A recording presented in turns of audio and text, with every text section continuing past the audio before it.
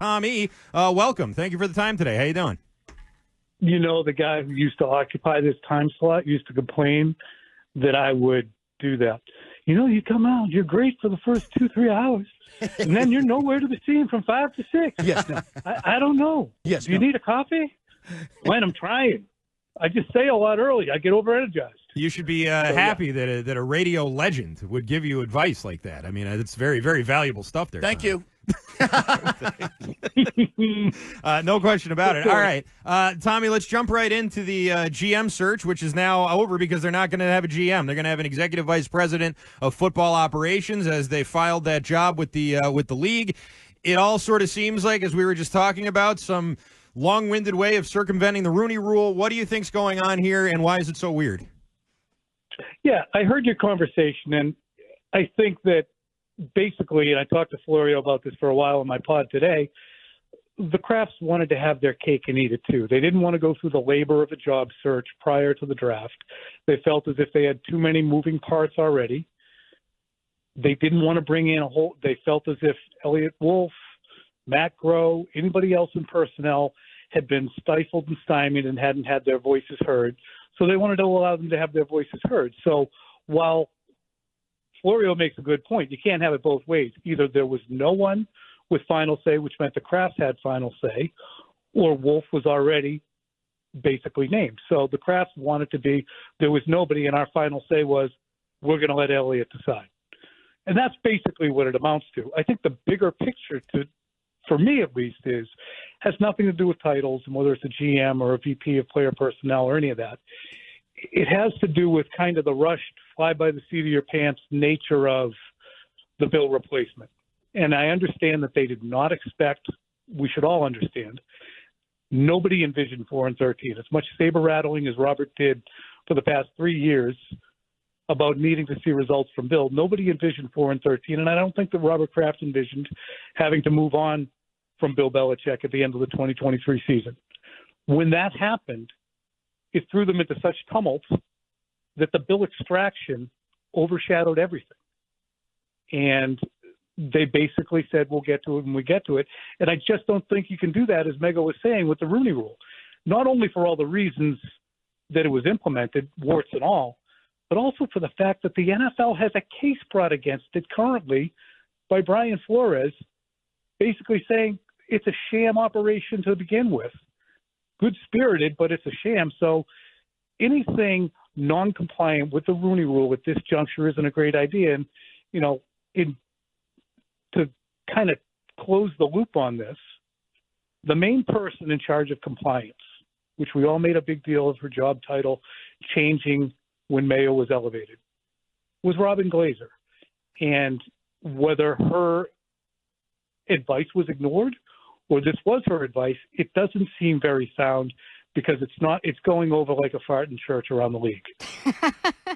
It's really interesting you bring up the Flores suit. I hadn't considered that angle of it. I'm wondering if you make anything of the title itself. We've been in this time where with Belichick, titles change and they're vague and weird, or they don't exist at all. I wonder, I think some people are making a big deal out of it being a vice president and not president of football operations. Is that meaningful at all to you? Not to me, just for the simple fact that they hand out VPs basically to the most senior people in the first place. For instance, Nick Caserio never was elevated to any more than director of player personnel, but Scott Pioli, correct me if I'm wrong, Andy, was the VP of player personnel. Correct. So I think you're heading up your department no matter what you are if you're the VP. Perhaps president is reserved for Jonathan Kraft and Robert is the CEO, or which one's the CEO and which one's the president.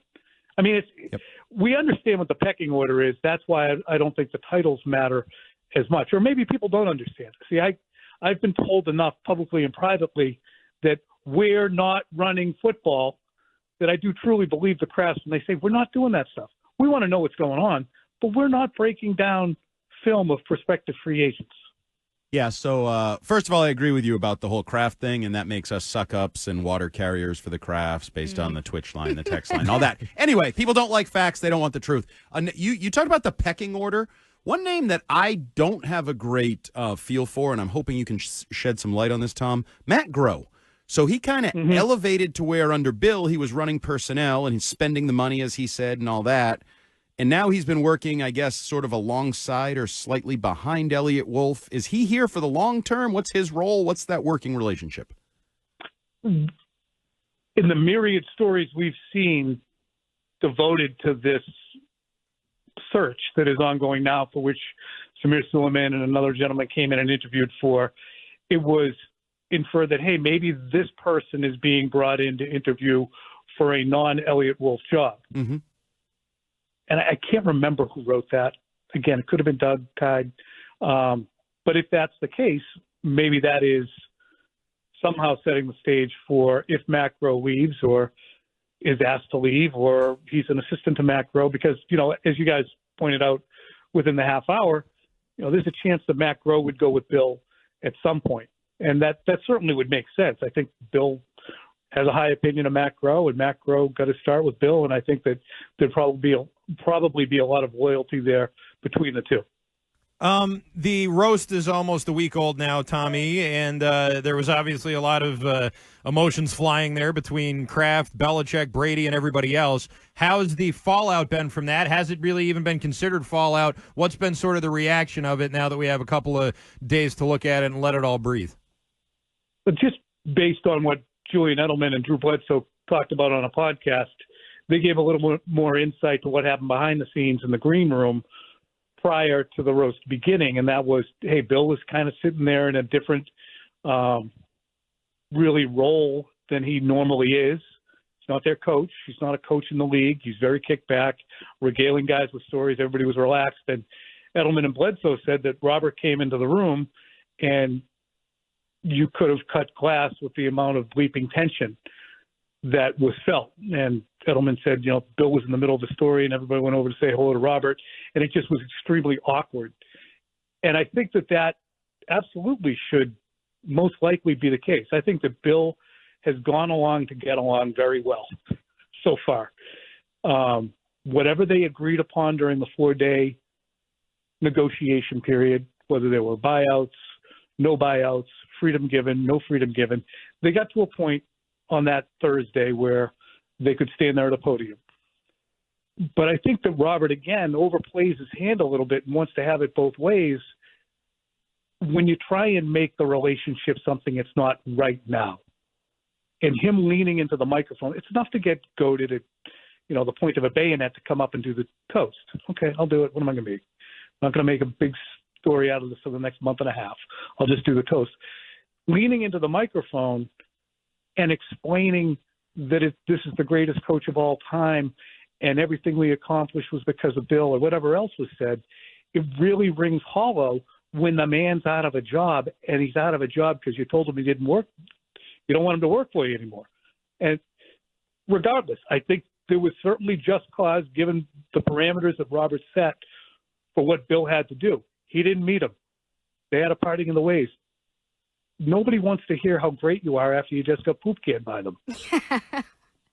Tom, switching gears real quick, looking ahead at minicamp, is there anything that you can, I'm assuming you're going to be there over the weekend, yes. Anything that you are looking to take away from seeing Drake May, I guess in a Patriots capacity for the first time? Yeah, just seeing if that stiff can throw, Andy. Watch his footwork. His footwork. Yeah, I could come out with his left foot on his right. He was mixed up. Guy doesn't know what's going on. I think that watching how the coaching staff divides its time is going to be really interesting to watch. Who is with Drake May the most? Is it Drake May and Joe Milton? Is Ben McAdoo with them all the time? Is T.C. McCartney, the quarterbacks coach, with them all the time? What's the role of Alex Van Pelt? I'm sure it will be more overarching as the offensive coordinator, but just basically, watching that interaction and, watching the interactions of, some of these players. I want to see if Javon Baker jumps out as one of the 10 best players in the country.